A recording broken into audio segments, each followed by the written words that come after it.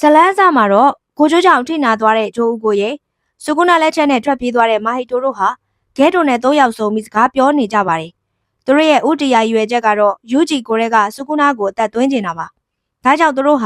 ာယူဂျီမစားရသေးတဲ့စုကုနာလက်ချောင်းကြံတွေကိုစုဆောင်းပြီးယူဂျီကိုကျွေးဖို့သဘောတူလိုက်ကြပါတယ်။နောက်တစ်ခါမှာတော့ကိုကျိုးဟာနနာမီနဲ့ယူဂျီအကြောင်းပြောရင်းဂျွန်ဘဲအမေအိမ်ကတွေ့ခဲ့တဲ့စုကုနာလက်ချောင်းအကြောင်းမင်းနေပါတယ်။နနာမီကတော့ကိုကျိုးကိုပေးလိုက်မိရင်ယူဂျီကိုကျွေးမှဆိုတဲ့အတွက်ထက်လူကြီးတွေစီပဲအပ်လိုက်ကြောင်းပြန်ပြောပါတယ်။ထိုအချိန်မှာပဲယူဂျီကငယ်ချင်းတွေစီပြန်လို့ရမရလာမေးပါတယ်။ကိုဂျိုကယူဂျီကိုလူမြင်ကွင်းရှိဒီတိုင်းပြန်ထုတ်မပြချင်တဲ့အတွက် surprise အစီအစဉ်တစ်ခုကိုဆွဲလိုက်ပါတယ်။တိုဂျိုကျောင်းမှာတော့ပထမနေ့ကျောင်းသား2ယောက်နဲ့ဒုတိယနေ့ကျောင်းသား3ယောက်တို့ဟာပြိုင်ပွဲအတွက်ပြင်ဆင်နေကြပါတယ်။တိုဂျိုကျောင်းထဲကိုကျိုတိုကဒုတိယနေ့နဲ့တတိယနေ့ကျောင်းသားတွေဖြစ်တဲ့မိုင်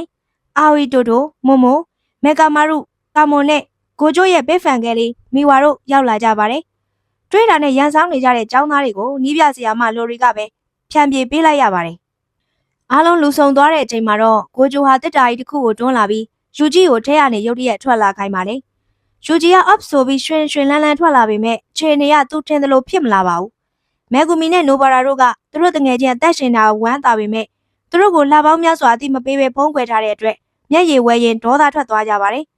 ကျိုတိုကျောင်းသားတွေကတော့ယူဂျီကိုဂရုတောင်မစိုက်ကြပါဘူး။ဒါပေမဲ့ကျိုတိုကျောင်းကြီးကာကူကန်ကြီးဟာရှေးရိုးဆွဲဝါရီတူဖြစ်ပြီးစုကုနာရဲ့လက်ခံကောင်ယူဂျီကိုအချိန်မြေပောက်ကွဲနိုင်တဲ့ဘုံတလုံးလိုမြင်ပါတယ်။ကျိုတိုမိတ်ဖက်ကျောင်းဖလှယ်ပွဲဟာ2ရက်ဆက်တိုက်ကျင်းပတာဖြစ်ပြီးကျင်းစာအများဆုံးနေနိုင်တဲ့အဖွဲ့ကအနိုင်ရမှာပဲဖြစ်ပါတယ်။တခုတည်းသောစီကန်းကတော့ဖွဲ့တစ်ဖွဲ့ဟာအခြားဖွဲ့ကျင်းစာနေနေတာကိုနှောက်ယှက်နိုင်ပေမဲ့ချင်းချင်းသေးတဲ့အထိတော့အန်ရယ်ပြုတ်လို့မရပါဘူး။တိုဂျိုကျောင်းရဲ့ကျောင်းသားအစည်းအဝေးမှာတော့ကြီးတန်းကျောင်းသားတွေဖြစ်တဲ့မာကီပန်တာနဲ့တိုခဲတို့ကခြေနေကိုကဲဖြတ်နေကြပါတယ်။ယူဂျီပြန်ရောက်လာတဲ့အဖွဲ့အတွက်အေးအားတိုးစေပါတယ်။စီနီယာမာကီကယူဂျီရဲ့ကျောင်းဆရာကောင်းတဲ့ရုပ်ပိုင်းဆိုင်ရာခွန်အားကိုသတိပြုမိပါတယ်။ဒါကြောင့်ကျိုတိုအဖွဲ့ရဲ့အတန်မာဆုံးဖြစ်တဲ့တိုတို့ကိုတယောက်ချင်းရှင်တိုက်ပြီးချိန်ဆွဲထားဖို့ယူဂျီကိုတာဝန်ပေးလိုက်ပါတယ်။တိုကျောင်းရဲ့လှုပ်ဝက်အစည်းအဝေးပွဲမှာတော့ကျိုတိုကျောင်းကြီး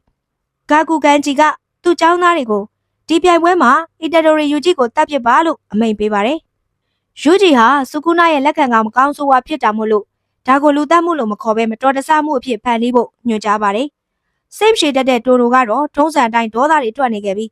းဒါဟာပြိုင်ပွဲတစ်ခုပဲမို့လို့သူ့ကိုချားမိတ်တွေလာမပေးဖို့ပြောပြီးထွက်သွားပါတယ်။မိဝါကတော့စိတ်ထဲကနေဒါမှားနေတာပဲလို့တွေးနေပေမဲ့ထက်လူကြီးမိတ်မို့ညှင်းဆန်မှုခက်ခဲနေပါတယ်။ကာမိုနိုရီတိုရှီကတော့မျိုးရိုးကြီးမိသားစုဝင်ပြီးအမိန့်ကိုတသွေးမသိမ်းနာခံမှုသဘောတူပါတယ်။ပြိုင်ပွဲစားတာနဲ့ကျိုဘက်ကအတန်မာဆုံးတိုကတယောက်တည်းထွက်လာပြီးတိုကျိုအဖွဲ့ကိုတိုက်ခိုက်ပါတော့တယ်။သူဟာအကုန်လုံးကိုတပြိုင်နက်တည်းတနေရာထဲမှာရှင်းပစ်ချင်တာပါ။ခြားသူတွေကဘေးကိုရှောင်ထွက်သွားချိန်မှာယူဂျီကတိုတို့ကိုဒူးနဲ့တိုက်ပြီးတားဆီးလိုက်ပါတယ်။တိုတို့ကယူဂျီကိုပြင်းပြင်းထန်ထန်တိုက်ကွက်တွေနဲ့တိုက်ပြီးနောက်ဆုံးသက်သွားပြီးတင်လိုက်ပေမဲ့ယူဂျီကတော့ပြန်ထလာခဲ့ပါတယ်။တိုလည်းထုံးစံတိုင်းမင်းကြိုက်ကဘလို့မိမမျိုးလဲလို့ယူဂျီကိုမေးလိုက်ပါတယ်။ယူဂျီကတော့ပေါ့ပါပဲ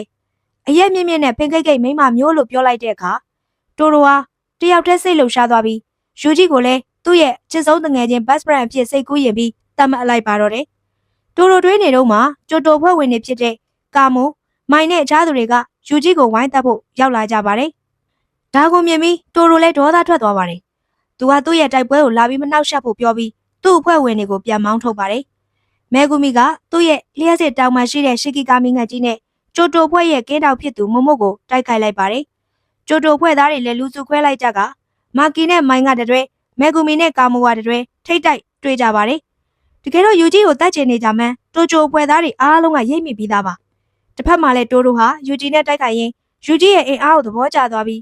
မင်းကတော်တော်လေးကြက်ခိုင်ပြီးတိုက်ခွက်ပြောင်းလဲတာလည်းမြန်လိုက်တာလို့ကြည်ကျူးပါတယ်။တိုကယူဂျီရဲ့တိုက်ခိုက်ပုံမှာရှိတဲ့အားနည်းချက်တစ်ခုကိုထောက်ပြပါတယ်။ယူဂျီခုသုံးနေတဲ့ဒိုင်ဘာချက်ဖိတ်ဟာအားနည်းတဲ့သူတွေအတွက်လှုပ်ဖြစ်ပေမဲ့တကယ်အဆင့်မြင့်တဲ့သူတွေအတွက်တော့အချိန်နောက်ကျနေတဲ့အားနည်းချက်ဖြစ်တယ်လို့ဆိုပါတယ်။တိုကယူဂျီကိုရန်သူတယောက်လိုမဟုတ်ဘဲဆရာတယောက်လိုမျိုးကျိန်းစာစွမ်းရင်ကိုခန္ဓာကိုယ်ရဲ့တစ်စိတ်တစ်ပိုင်းလိုဘယ်လိုစီးစိမ်ရမလဲဆိုတာကိုစတင်သင်ကြားပေးပါတယ်။ယူဂျီကလည်းတိုကိုကြောက်စရာကောင်းတဲ့ပြိုင်ဘက်ဖြစ်ကနေလေးစားရတဲ့တိုက်ခိုက်ရေးသမားတို့အဖြစ်စတင်မြင်လာပါတော့တယ်။တစ်ဖက်မှာတော့မေကာမာရုဟာသူ့ရဲ့ရုပ်သေးဆက်ရုပ်လက်နက်တွေကိုသုံးပြီးပန်နာကိုအဝေးကနေဒုံးကျည်တွေလေးစားတဲ့အနေနဲ့ဒရက်ဆက်တိုက်ခိုက်ပါတယ်။မေကာမာရုဟာတကယ်တော့ရုပ်သေးရုပ်တတ်တာဖြစ်ပြီးသူ့ကိုထိန်းချုပ်ထားသူကတော့ကိုကီချီမူတာဖြစ်ပါတယ် သူဟာမွေးရပါ heavily restriction ကြောင့်ညာလက်မပါခြင်းခါအောက်ပိုင်းတင်နေခြင်းအရေပြားဟာလာရောက်နဲ့တိယုံနဲ့တင်လောင်ကျွမ်းလောက်အောင်အလွန်နူးညံ့နေခြင်းတကူလုံးပတ်တီးစီးထားရပြီးအမြဲတမ်းနံကျင်မှုကိုခံစားနေရခြင်းဒီလိုဒုက္ခတွေခံစားရတဲ့အတွက်အပြန်အလှန်နေတဲ့သူဟာဂျပန်နိုင်ငံတဝန်းလုံးဒီပါရောက်နိုင်တဲ့အလွန်ကျယ်ပြန့်တဲ့ကျိန်စာစွမ်းအင်ကိုရထားတာပါသူ့ရဲ့တခုတည်းသောဆန္ဒကတော့ကြီးစွားတဲ့အကုန်လုံးပေးလိုက်ပါရစေငါရဲ့ခန္ဓာကိုယ်ပဲပြန်ကောင်းကျင်နေဆိုတာပါပဲဒါကြောင့်သူဟာသူ့လိုပဲရုပ်သေးရုပ်ဖြစ်တဲ့ပန္နာကိုကြည့်ပြီးမနာလိုစိတ်နဲ့ဒေါသထွက်နေတာဖြစ်ပါတယ်ပန္နာဟာလည်းတာမန်တရိတ်ဆန်မဟုတ်တဲ့ကြောက်ကြီးရာကဖန်တီးထားတဲ့စိတ်ခံစားချက်ပါတဲ့ဖုတ်သွင်းကျိန်စာရုပ်သေးရုပ်ပဲဖြစ်ပါတယ်ဒါကြောင့်ပန္နာဟာရုပ်သေးရုပ်အဆင့်နဲ့မကပဲကြောက်ကြီးကိုယ်တိုင်လေ့ကျင့်ပေးထားတဲ့တရေပြောင်းဖုတ်သွင်းကျိန်စာတစ်ကောင်လည်းဖြစ်ပါတယ်မေကာမာရုဟာပန္နာကိုအာတီမိတ်ကန်တော်နဲ့ပြစ်လိုက်ပေမဲ့ပန္နာဟာရိုးရိုးပန္နာမဟုတ်တာကြောင့်သိမသွားပါဘူးပန္နာရဲ့ခန္ဓာကိုယ်ထဲမှာမောင်နှမ၃ယောက်ရဲ့ကိုယ်တွေရှိနေတာပါနံပါတ်1ပန္နာကတော့ကျွမ်းကျင်မှုနဲ့ခံစစ်ကောင်းတဲ့ပုံမှန်မုတ်ဖြစ်ပြီးမေကာမာရုကိုပြန်တိုက်ခိုက်ဖို့ပန္နာသုံးလိုက်တဲ့မုတ်ကတော့ပန္နာဟာကြွက်သားတွေထွက်လာပြီးဂေါ်ရီလာပုံစံပြောင်းသွားပါတယ်နံပါတ်2ဖြစ်တဲ့အကိုကြီးဂေါ်ရီလာမှုရဲ့ထူးခြားချက်က unblockable drumming beat ပါ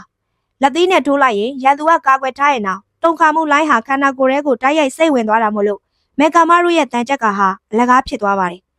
နံပါတ်3မုတ်ဖြစ်တဲ့ရှက်တက်တဲ့အမကြီးကတော့မေကာမာရုရဲ့ပထမဆုံးပြည့်ချက်ကြောင့်ထိသွားခဲ့ပြီးဖြစ်ပါတယ်မေကာမာရုဟာပန္နာကိုရုပ်သေးရုပ်သက်သက်လို့သတ်မှတ်ပြီးတိုက်ခိုက်ခဲ့ပေမဲ့ပန္နာရဲ့လူသားဆန်တဲ့စိတ်ဓာတ်နဲ့ထက်မြက်တဲ့ဗျူဟာကြောင့်ရှုံးနိမ့်သွားခဲ့ပါတယ်ပန္နာကမေကာမာရုကိုရန်သူလိုမဆက်ဆံပဲငါတို့ဟာအတူတူပဲမို့လို့မင်းမခက်ခဲတဲ့ဘဝရှိရင်တော့ငါတို့တငယ်ချင်းဖြစ်လို့ရတာပဲလို့ပြောလိုက်ပါတယ်ပန္နာဟာမေကာမာရုကိုရုပ်သေးရုပ်လို့မမြင်ပဲတငယ်ချင်းတယောက်လိုမြင်ပေးခဲ့တာပါမေကာမာရုရဲ့ခန္ဓာကိုယ်အခြေအနေကိုသိသွားတဲ့အခါပန္နာကနောက်တစ်ချိန်မှာလူကိုယ်တိုင်လာတွေ့ဖို့ဖိတ်ခေါ်ခဲ့ပါတယ်နောက်တစ်ခါမှာတော့မာကီကသူမရဲ့လမ်းကိုသုံးပြီးကိုကျိုးရဲ့ပစ်ဖန်ခဲလေးမိဝကိုဖိအားပေးနေတာတွေ့ရပါတယ်နောက်နေ့မှာဆက်ပြီး recap လုပ်ပေးပါမယ်ကျမကတော့ယူပါ